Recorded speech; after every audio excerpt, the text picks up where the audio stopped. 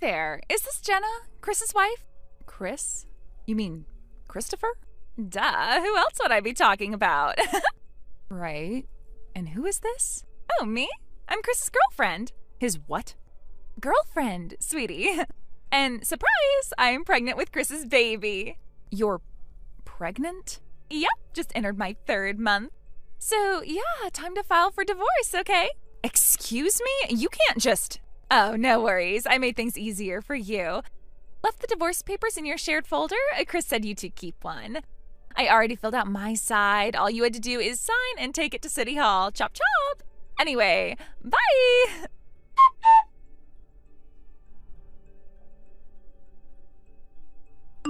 Chris? Ugh. Oh, it's you. Didn't I literally tell you to stop messaging me during work hours? You're seriously interrupting again? God, you're annoying. I just got a message from someone named Mackenzie. She seemed like, well, not the sharpest tool in the shed, but she somehow had my phone number. Did you give it to her? Wait, Mackenzie texted you? So I take it that was not a joint decision. Well, you might want to know she told me she's pregnant with your child and that she wants me to file for divorce. She's already filled out her half of the paperwork, apparently. Damn! So she finally said it! Finally said it? That's what you have to say? Chris, what the hell is going on? I'm sitting here pregnant with your baby, and now I find out some other woman is pregnant too? What kind of twisted soap opera nonsense is this? Well, I mean, we did the thing. She got pregnant. That's how that happens, right? Unbelievable. That's your response? Not even a shred of remorse or shame? Let me be clear. I am not just going off her word. I wanted to hear from you directly. But your reaction tells me everything. So it's true. You cheated.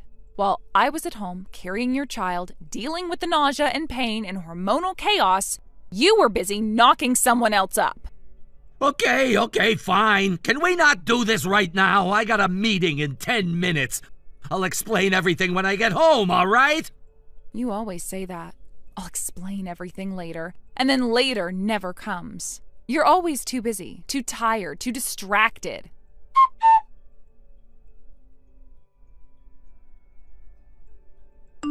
Hey, Jenna. So, the divorce papers must have arrived by now, right? You've already submitted them to the city office, yeah? Because that means I can finally marry Chris. I just picked up the envelope from our mailbox. I haven't even opened it yet. Wait, what? Don't tease me like that. Jeez, no wonder your husband cheated. You're so inconsiderate.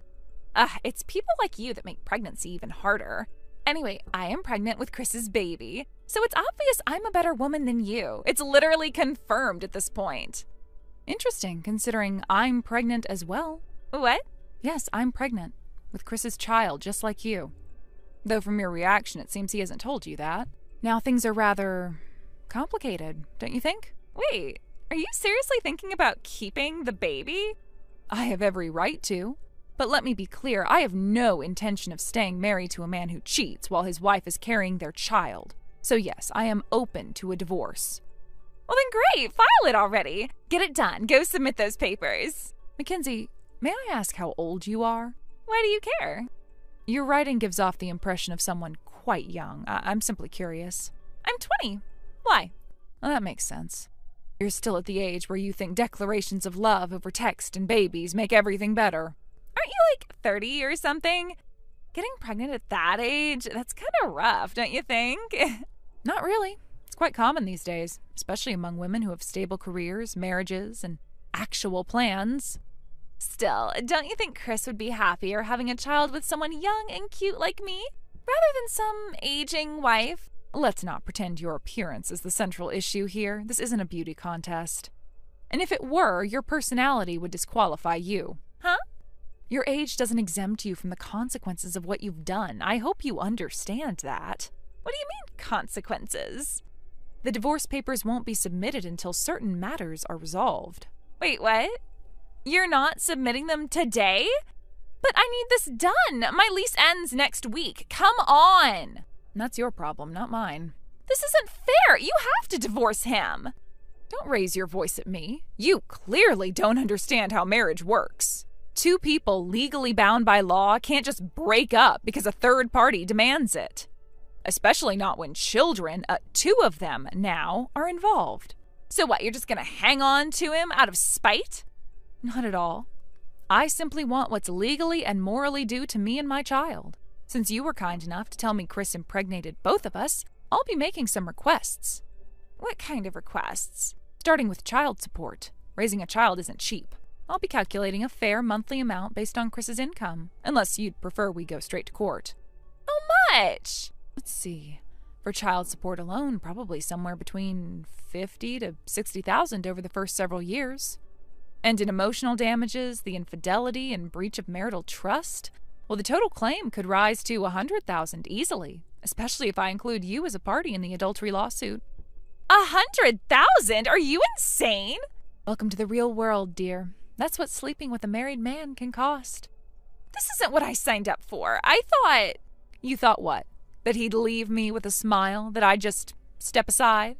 Chris is from a rich family. He's part of the CEO's family. He can pay all that easy. You really think Chris has access to that kind of money? Don't you know what your own husband's salary is? God, that's so embarrassing. Mackenzie, from now on, all communication will go through my attorney. Wait, what? I've tolerated enough for one day. Normally I'd be more than capable of handling this myself, but I'm also pregnant. And talking to someone like you, let's just say I can feel my blood pressure rising, so I'm handing it over to a professional. Oh. Goodbye. And do yourself a favor.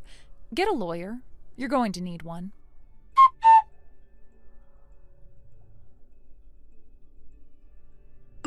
Chris, when exactly are you coming home? You do realize that avoiding a divorce conversation doesn't make it go away, right?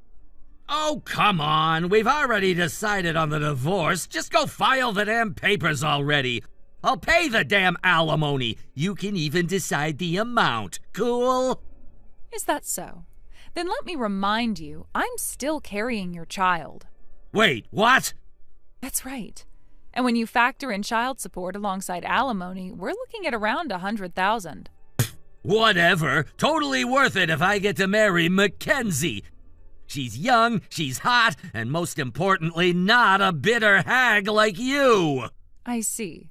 You're at Mackenzie's place right now, aren't you? Damn right I am. I'd rather stare at her sweet little face than your bitter one any day of the week.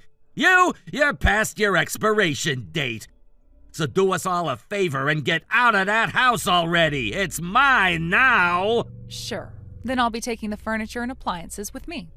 Are you serious right now? All that stuff belongs to me. I paid for everything. You so much as take a lamp and I'll have you arrested for theft. Got it? Interesting. Because I distinctly remember paying for all of it out of my pocket. Say what now? After we got married, I suggested we go pick out furniture together. You said, and I quote, "I don't get this stuff. Just buy whatever and put it on your card." You told me you'd reimburse me. Still waiting on that, by the way. I did say that, didn't I? Lucky for me, everything was bought using my credit card. So yes, I have a detailed, itemized purchase history. Very useful in divorce proceedings. Okay, how much are we talking? Around $12,000 in total. What? 12 grand on furniture? Well, you were the one who said no one from a CEO family should be using cheap furniture. And let's not forget, the only item you insisted on buying yourself was that $5,000 massage chair. Wait, that thing was 5 grand? You picked it, you lounged in it, you even called it your throne, and now it's part of the bill. Okay, so what now? If you want me to leave everything behind, that's fine. Just pay what you owe. Fine. 12 grand for the furniture plus the 100 grand for alimony and support. I'll pay the full $112,000. One lump sum. You happy now? Excellent. I'll consider that a formal agreement. Yeah, whatever. It's a big number, sure, but I can handle it. Besides, think of it as an investment in my future with Mackenzie. You know, hot girl, new baby, fresh start. You were just the first draft. Good to know where I stand. I'll be out of the house first thing tomorrow morning. Cool! Then Mackenzie and I will move in tomorrow afternoon. Told you this was gonna be easy. Mackenzie already knows this, but I'll reiterate. From here on out, any communication goes through my attorney. All right, Miss Formal Pants. Tell your attorney to expect my check soon. I will. Enjoy your new beginning. Just remember, when things fall apart, you built them on lies.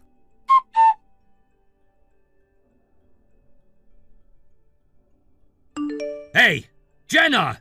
Answer me, damn it! What the hell is going on? I told you before, didn't I? If you have anything to say, go through my attorney. Screw that! You're gonna tell me! Why the hell did I get fired today? Isn't it obvious? You tried to charge your alimony and child support payments as company expenses. It may not have gone through, but asking the accounting department to handle that transfer was, well, an incredibly stupid move. That's my future company! I can use the money however I damn well please! Excuse me? Your future company? Well, that's news to me. Don't act dumb! I married the CEO's daughter! That makes me the next in line for the job! Chris, you seriously believed that nonsense? Wait, what? I went on maternity leave. I didn't resign. And even if I had, our company doesn't operate on fairy tales like marry the boss's daughter and inherit the throne. We're a merit-based company. But I thought... You thought wrong. Even if you were a candidate for the role, do you really think you'd still be after cheating on your pregnant wife and knocking up a 20-year-old girl? Okay. Look, I've been thinking maybe this whole divorce thing is a bit premature. Is that so? Yeah, I mean, think about the kids, Jenna. They deserve to grow up with both parents, right? Interesting. You weren't thinking about that when you signed away your parental rights to our child, were you? Wait, what? Signed a waiver, Chris. You said you wanted nothing to do with my child because you were starting fresh with Mackenzie. Remember? Well, yeah, but things are different now. No, they're not. You just finally realized that you've got nothing left. Look, I'm willing to stay married, okay? Let's just call it off, pretend none of this happened. It's too late for that. I already filed the divorce papers. You what? Filed and finalized. We're no longer married. Congratulations, you're now legally just a guy who cheated on his pregnant wife with a 20-year-old intern. Jenna, come on, please. I messed up, okay? Yes, you did. And now you're living the consequences. You lost your job, your marriage, your reputation, and soon, a sizable chunk of your bank account. But Mackenzie, she's still here for me. She loves me. You mean the same Mackenzie who called me in tears yesterday after realizing you lied about being separated? She called you? Yes. Apparently she's not so keen on playing stepmom to 2 kids from 2 different women, especially after she realized you're broke. No. She said she was different. She promised. People say a lot of things, Chris. You should know that better than anyone. Jenna, please, don't leave me like this. Can't we at least talk face to face? Why? So you can cry your way back into a home you gave up? I didn't mean for it to go this far. But it did. And now you have no job, no home, and no one left willing to clean up your messes. You don't mean that? I do. You're no longer my problem. So what, you just get to walk away clean? I was clean. You're the one who dragged this marriage through the dirt. Please, don't go. You already said goodbye, Chris. You just didn't know it at the time. Then what am I supposed to do? I suggest you figure that out. Because for the first time, Chris, you're on your own. Goodbye, Chris. Enjoy your new life. I'll enjoy mine. Without you.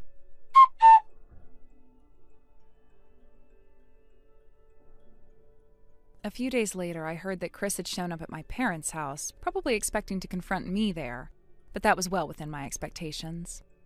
I had already taken the precaution of relocating to my uncle and aunt's house, which is a bit farther away, in a quiet town where Chris wouldn't think to look.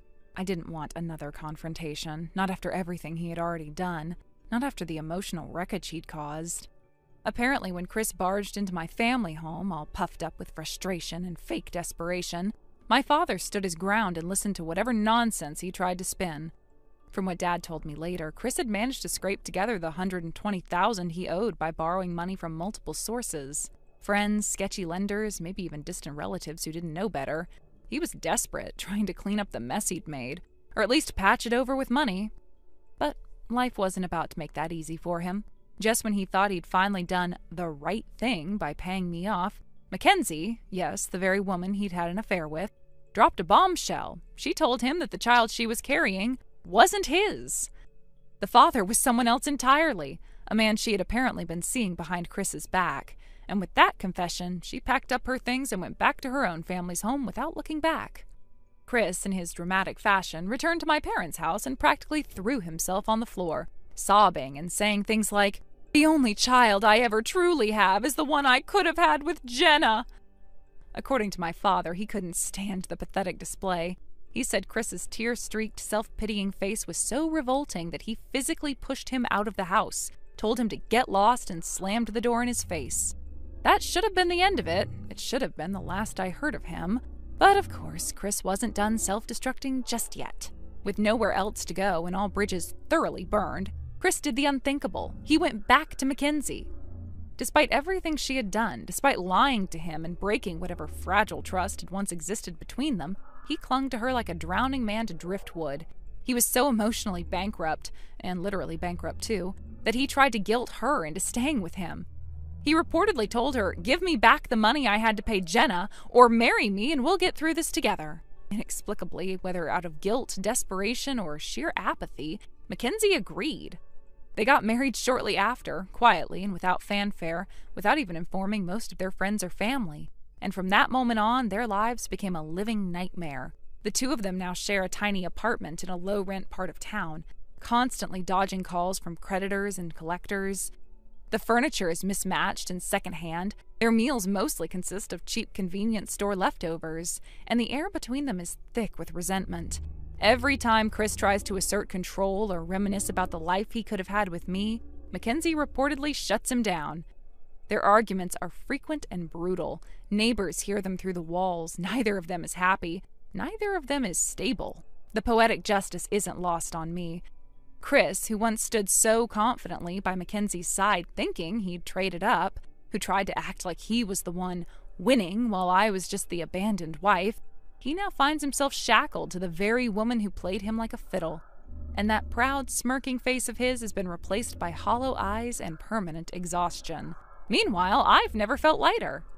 After receiving the compensation I was owed, I returned to the man who truly loved me, who had never betrayed me or made me feel like I had to prove my worth. Being back with him felt like returning to solid ground after drifting for too long in stormy waters.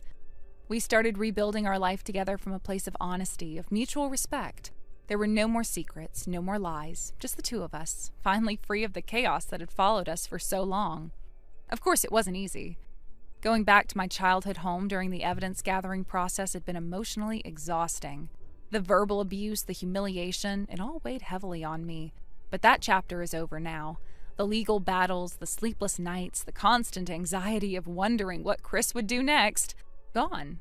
The weight has lifted. I now feel a calmness I haven't known in years. With the compensation funds and emotional closure, we're preparing to hold the wedding we had postponed for so long.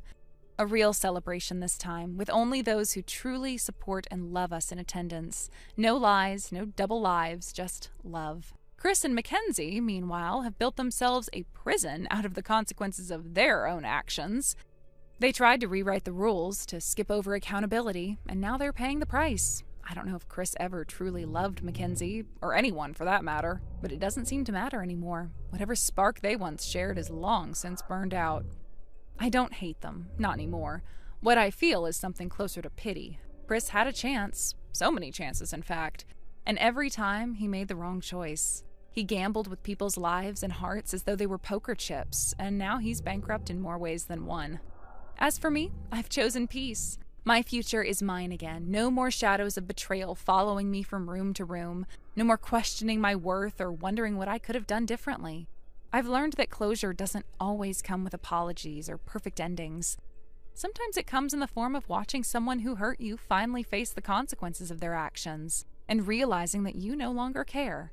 You've moved on. And that, in itself, is the sweetest justice of all.